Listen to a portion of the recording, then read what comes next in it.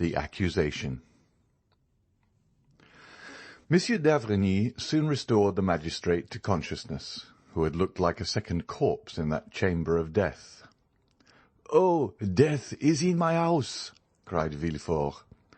"Say rather crime," replied the doctor. "Monsieur d'Avrigny," cried Villefort, "I cannot tell you all I feel at this moment.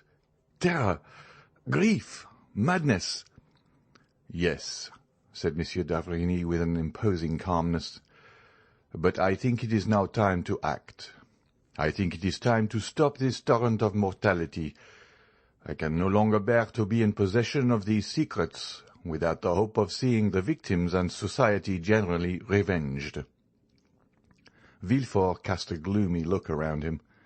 "In my house," murmured he. "In my house." "Come, magistrate," said Monsieur d'Avrigny, "show yourself a man. As an interpreter of the law, do honour to your profession by sacrificing your selfish interest to it." "You make me shudder, doctor. Do you talk of a sacrifice?" "I do." "Do you, then, suspect anyone?" "I suspect no one. Death raps at your door. It enters, it goes, not blindfolded, but circumspectly from room to room. Well, I follow its course, I track its passage, I adopt the wisdom of the ancients, and feel my way for my friendship for your family and my respect for you as a twofold bandage over my eyes. Well—" "Oh, speak, speak, doctor. I shall have courage." "Well, sir, you have in your establishment, or in your family, perhaps one of the frightful monstrosities of which each century produces only one. Locusta and Agrippina, living at the same time, were an exception, and proved the determination of Providence to effect the entire ruin of the Roman Empire, sullied by so many crimes. Brunhilde and Fredegonde were the results of the painful struggle of civilization in its infancy, when man was learning to control mind, were it even by an emissary from the realms of darkness. All these women have been, or were, beautiful. The same flower of innocence had flourished, or was still flourishing on their brow, that is seen on the brow of the culprit in your house." Villefort shrieked, clasped his hands, and looked at the doctor with a supplicating air. But the latter went on without pity. "Seek whom the crime will profit," says an axiom of jurisprudence. "Doctor," cried Villefort, "alas, doctor, how often has man's justice been deceived by those fatal words! I know not why, but I feel that this crime—" "You acknowledge, then, the existence of the crime?" "Yes, I see too plainly that it does exist, but it seems that it is intended to affect me personally. I fear an attack myself after all these disasters." "Oh, man," murmured d'Avrigny, "the most selfish of all animals, the most personal of all creatures, who believes the earth turns, the sun shines, and death strikes for him alone. An ant cursing God from the top of a blade of grass, and have those who have lost their lives lost nothing? Monsieur de Saint-Méran? Madame de Saint-Méran? Monsieur Noirtier?" "How? Monsieur Noirtier?" "Yes. Think you it was the poor servant's life was coveted? No, no, like Shakespeare's Polonius, he died for another. It was Noirtier the lemonade was intended for. It is Noirtier, logically speaking, who drank it. The other drank it only by accident, and although Barrois is dead, it was Noirtier whose death was wished for." "But why did it not kill my father?" "I told you one evening in the garden after Madame de Saint-Méran's death, because his system is accustomed to that very poison, and the dose was trifling to him, which would be fatal to another, because no one knows, not even the assassin, that for the last 12 months I have given Monsieur Noirtier brucine for his paralytic affection, while the assassin is not ignorant, for he has proved that brucine is a violent poison." "Oh, have pity, murmured Villefort, wringing his hands. "Follow the culprit's steps. He first kills Monsieur de Saint-Méran." "Oh, doctor!" "I would swear to it. What I heard of his symptoms agrees too well with what I have seen in the other cases." Villefort ceased to contend. He only groaned. "He first kills Monsieur de Saint-Méran," repeated the doctor. "Then Madame de Saint-Méran? A double fortune to inherit?" Villefort wiped the perspiration from his forehead. "Listen attentively." Alas!" stammered Villefort, I do not lose a single word." "Monsieur Noirtier," resumed Monsieur d'Avrigny in the same pitiless tone, "Monsieur Noirtier had once made a will against you, against your family, in favor of the poor, in fact. Monsieur Noirtier is spared, because nothing is expected from him. But he has no sooner destroyed his first will and made a second, than, for fear he should make a third, he is struck down. The will was made the day before yesterday, I believe. You see, there has been no time lost." "Oh, merci, Monsieur d'Avrigny." "No mercy, sir. The physician has a sacred mission on earth, and to fulfill it he begins at the source of life and goes down to the mysterious darkness of the tomb.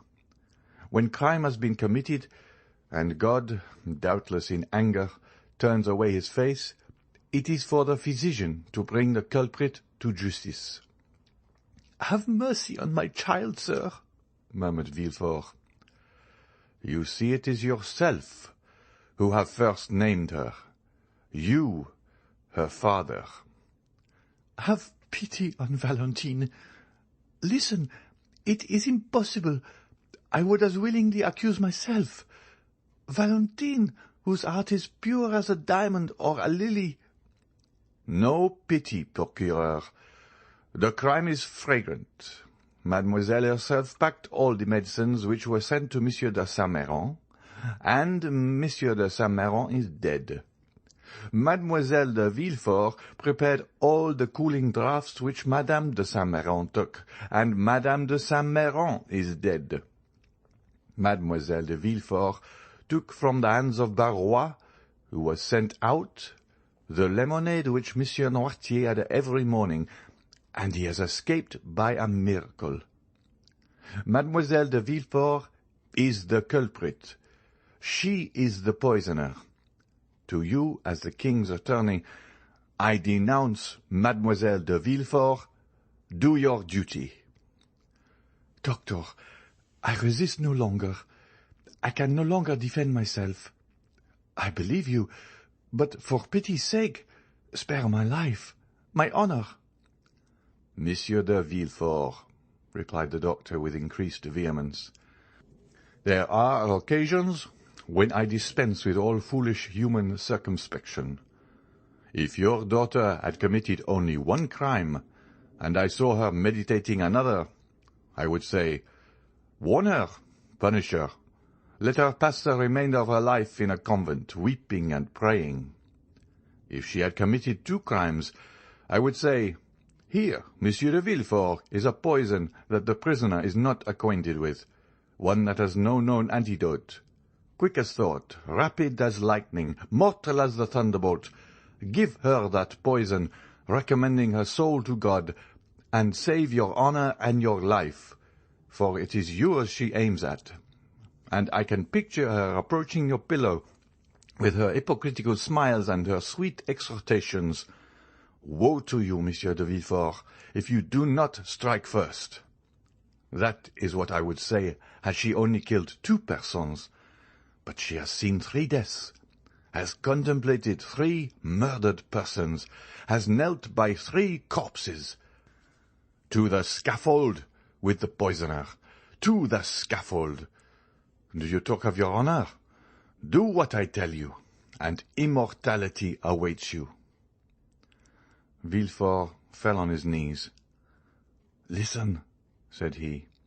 "I have not the strength of mind you have, or rather that which you would not have if, instead of my daughter Valentine, your daughter Madeleine were concerned."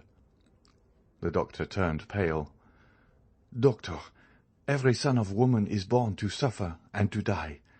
I am content to suffer and to await death." "Beware," said Monsieur d'Avrigny. "It may come slowly. You will see it approach after having struck your father, your wife, perhaps your son." Villefort, suffocating, pressed the doctor's arm. "Listen," cried he. "Pity me. Help me. No, my daughter is not guilty. If you drag us both before a tribunal, I will still say, no, my daughter is not guilty. There is no crime in my house.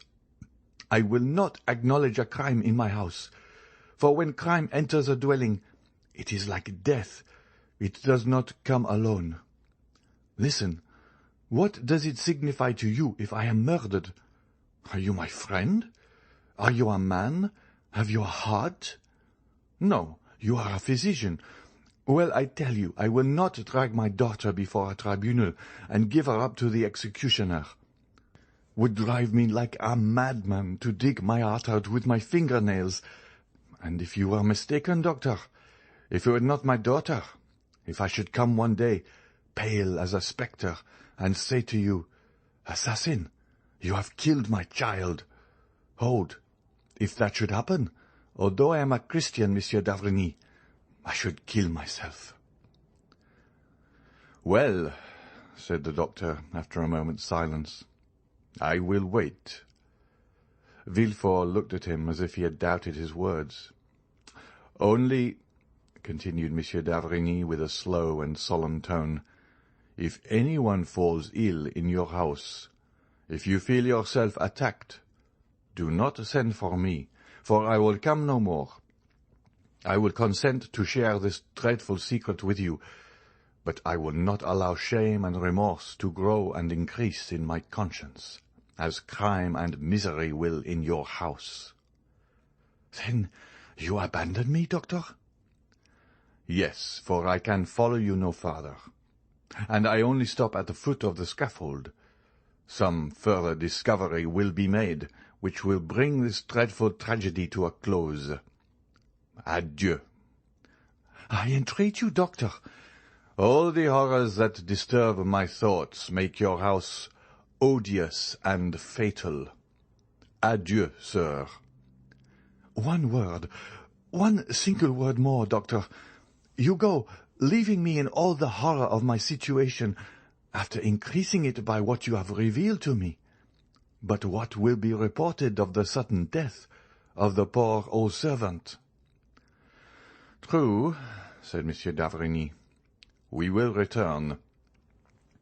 The doctor went out first, followed by Monsieur de Villefort. The terrified servants were on the stairs and in the passage where the doctor would pass. "Sir," said d'Avrigny to Villefort, so loud that all might hear, "poor Barrois has led too sedentary a life of late. Accustomed formerly to ride on horseback or in the carriage to the four corners of Europe, the monotonous walk around that armchair has killed him. His blood has thickened. He was stout, had a short, thick neck. He was attacked with apoplexy, and I was called in too late. By the way," added he in a low tone, "take care to throw away that cup of syrup of violets in the ashes." The doctor, without shaking hands with Villefort, without adding a word to what he had said, went out, amid the tears and lamentations of the whole household. The same evening all Villefort's servants, who had assembled in the kitchen and had a long consultation, came to tell Madame de Villefort that they wished to leave. No entreaty, no proposition of increased wages could induce them to remain. To every argument they replied, "We must go, for death is in this house." They all left, in spite of prayers and entreaties, testifying their regret at leaving so good a master and mistress, and especially Mademoiselle Valentine, so good, so kind, and so gentle. Villefort looked at Valentine as they said this. She was in tears, and, strange as it was, in spite of the emotions he felt at the sight of these tears, he looked also at Madame de Villefort, and it appeared to him as if a slight, gloomy smile had passed over her thin lips, like a meteor seen passing inauspiciously between two clouds in a stormy sky. End of chapter 80.